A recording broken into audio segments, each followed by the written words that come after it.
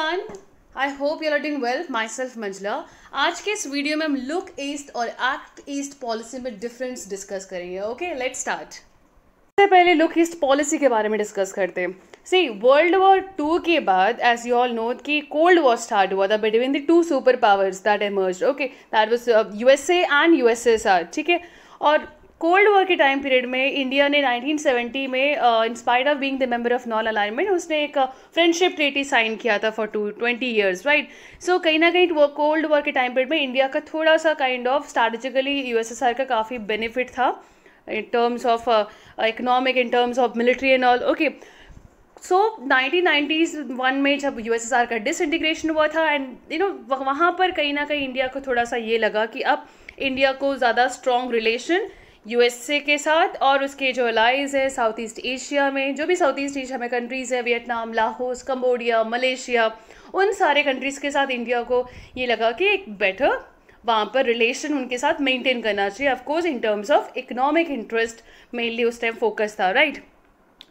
With this in mind PV Narasimha Rao उस time जो prime minister जो थे इंडिया में, उन्होंने लुक ईस्ट पॉलिसी को लॉन्च किया था इन 1992।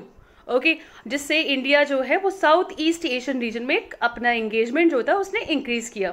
ओके, अच्छा, अब एक्ट ईस्ट पॉलिसी के बारे में हम क्यों डिस्कस कर रहे हैं? बिकॉज रिसेंटली 2014 में जब इंडिया आसियान समिट हुआ था म्यांमार में, वहाँ पर मोदी जी ने ये कहा कि दैट अब लुक ईस्ट ने अब पॉलिसी को उन्होंने चेंज किया, act east policy. Okay, so basically act east policy look east policy का सक्सेसर है। You can say look east policy first version है and act east is the upgraded version of this look east policy, right.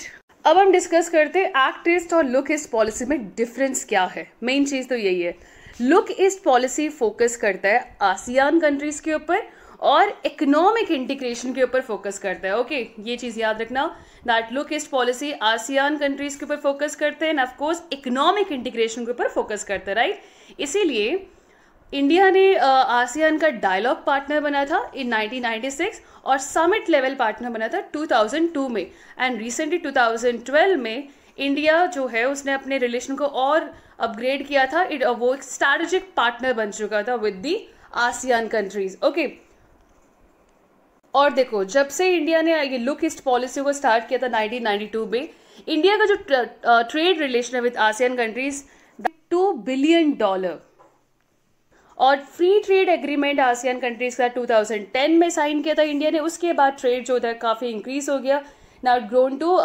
$72 billion in 2017-18 का data है ये। Okay, और India जो है actively participate करते हैं जो भी यहाँ के रीजनल फॉरम्स होते हैं। For example you can see East Asia summit, ASEAN regional forum, इन सारे जगह पे इंडिया जो है एक्टिवली पार्टिसिपेट करते हैं। अब डिस्कस करते हैं एक्ट ईस्ट पॉलिसी क्या है। लुक ईस्ट पॉलिसी से एक्ट ईस्ट पॉलिसी डिफरेंट कैसे है? Okay, listen, act east policy जो है वो 4 चीज़ों के ऊपर फोकस करता है। फर्स्ट वन, आसियान कंट्रीज़ के ऊपर इकोनॉमिक, उन कंट्रीज़ का इकोनॉमिक इंटीग्रेशन बढ़ाना।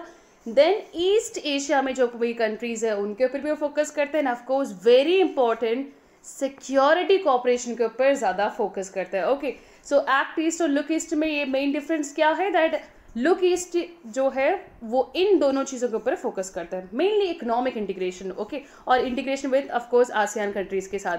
एक्ट ईस्ट में ये 2 चीज़ें और ऐड हो जाएगा, ठीक है ना।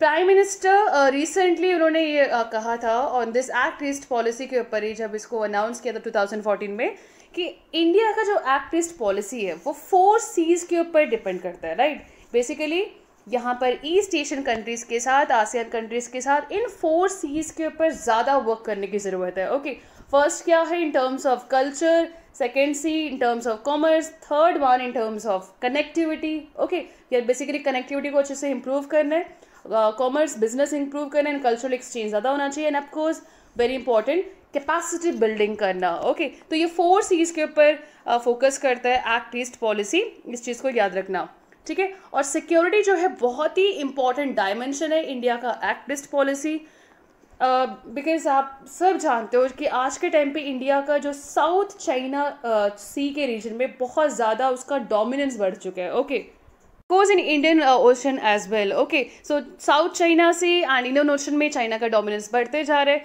तो यहाँ पर कहीं ना कहीं इंडियन ओशन में अगर इंडिया अपना फ्रीडम को मेंटेन करना चाहता हो तो डेफिनेटली चाइना का डोमिनेंस उसे रोकना होगा. इसीलिए उस चाइना के डोमिनेंस को रोकने के लिए इस particular region from Indian Ocean to Pacific Ocean, ये वाले रीजन को ज़्यादातर जो जापान, यूएसए, काफ़ी जो जिसके जो चाइना के डोमिनेंस को इस रीजन में रोकना चाहते हैं तो वो नॉर्मली ये वाला वर्ड यूज़ करते हैं, इंडो पैसिफिक वर्ड. ओके, वो साउथ चाइना सी, इंडियन ओशन अलग से नहीं कहते, वो इंडो पैसिफिक वर्ड यूज़ करते हैं. ओके, और दूसरा इनका एक इनफॉर्मल ग्रुप भी है, that was called quad. Okay, quad में 4 वो कंट्रीज़ हैं जो चाइना का डोमिनेंस इंडो पैसिफिक रीजन में डोमिनेंस को रोकना चाहते हैं. वो 4 कंट्रीज़ कौन से? JIA, that is Japan, India, Australia, America. Okay, so ये 4 कंट्रीज़ का द इनफॉर्मल ग्रुप जो है वो क्वाड है. Okay, I hope this one clear. Thank you for watching.